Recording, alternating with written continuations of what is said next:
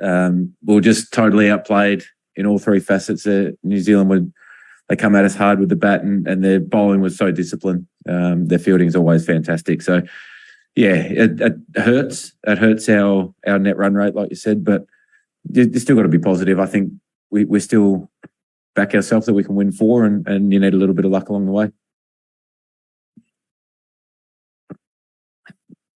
After the lengthy build-up and things going on, can you put your finger on what went wrong today? Was it just New Zealand were very good, that first 4 overs that went for 50-odd put you on the back foot? Yeah, we're on the back foot from the start. I think we did a really good job to drag it back, and we felt as though 200 was maybe not a huge amount over par. The wicket started to play really nice under lights, seemed to be getting better. So we backed ourselves to chase that down. And I think when you're chasing a big total and you stumble along the way, you've got to keep going to try and stay up with the rate, and that brings risk. And it didn't go well for us. It pretty similar to what's been happening the last few games. Is every time we start to build a partnership, we just lose one and then have to rebuild, and that's always trouble in this form of T20 cricket as well, and in such a brutal tournament. So I think we've still got the right structure of the team. There's no doubt about that. Whether you go with an extra spinner, an extra quick, something like that, I think that's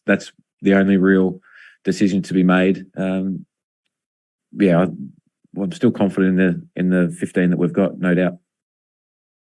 Hey, Aaron, can you just talk us through the decision not to use Glenn Maxwell as a bowler tonight? Obviously, we saw Sodhi and Santner kind of have a bit of success. Was it just that you kind of thought pace was working a bit better? Yeah, we felt that Marcus Stoinis bowling quite a bit of pace off was working really well. Devon Conway is a really good player of spin. So while he was in and he'd face 25, 30 balls, it can be hard to stop it in batter hitting to that short side. And there wasn't any spin in the wicket in that first half of the game. So we felt as though that would be a little bit bigger of a risk with Devon being able to access that side. So that was the only reason. We felt that as though Stoin would be able to defend himself a little bit better. Aaron, you mentioned just before about there being a bit of a pattern through your previous games leading into this World Cup and tonight about when you're losing wickets. Like, is the pattern?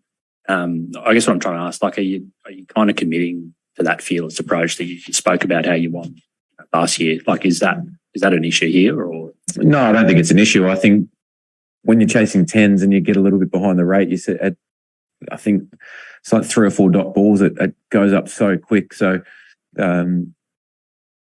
you can't go into your shell in T20 cricket. You have to be able to transfer pressure back on the opposition as quick as you can.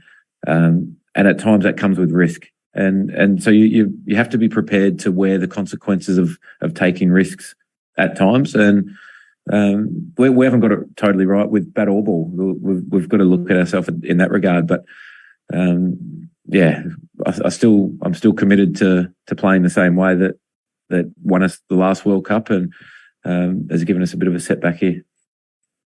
Aaron, it seems inevitable that from here to win the tournament, it has to be 6 consecutive wins to actually get there, which sounds quite daunting. But do you take comfort from the fact that the team achieved something quite similar to that just 12 months ago? On someone's day in T20 cricket, especially someone like Finn who plays quite a kamikaze style game, it's high risk. The ball can fly everywhere, and he's a seriously talented player. When they get on top of you, it can be hard to stop because you feel as though you're always chasing, and when you do that, you feel like you drift further and further away from your plans. But we expect teams to come really hard at us. That's all we got from the floor, guys. Thank you. I think we've got 2 here on Zoom. We've got Umesh. Hello, Finch. Actually, last time, due to a technical error, I was the last one who couldn't ask a question to you. So, in the pre-match PC, I was just wanted to ask the same thing that happened today, like the middle order collapse. So, like if Warner and Finch fails to do something, so how can we trust on the middle order that collapsed today? So, what's your comments on the reasons or the findings that you find that these are the particular reasons of the defeat, and how are you taking this defeat ahead to go ahead in the tournament?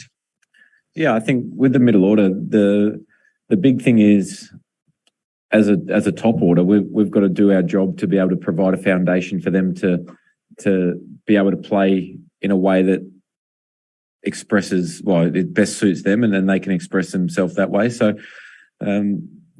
if we go into the second power play 1 down, then I think that makes it easier because the field's out, they can settle into the game, and if we're up on the run rate, then there's not as much pressure on them. And lately we've probably been leaving a little bit too much to the middle and later order. Anuj. Hi, Aaron. Anything would you like to change what happened today and what you want to happen in the next match against Sri Lanka? Anything would you like to change in your strategy for the Sri Lanka match that will happen on Tuesday? We'll sit down and we'll go through the preparation for Sri Lanka probably tomorrow night once we get to Perth. But our preparation was fine for this game. From our coaching staff and players, everyone was really detailed in how we wanted to go about it. But very rarely does a T20 game go to plan, and we saw that tonight that we were just blown away. And I think that's the bottom line. Thanks, guys. Thanks, everyone, for joining us.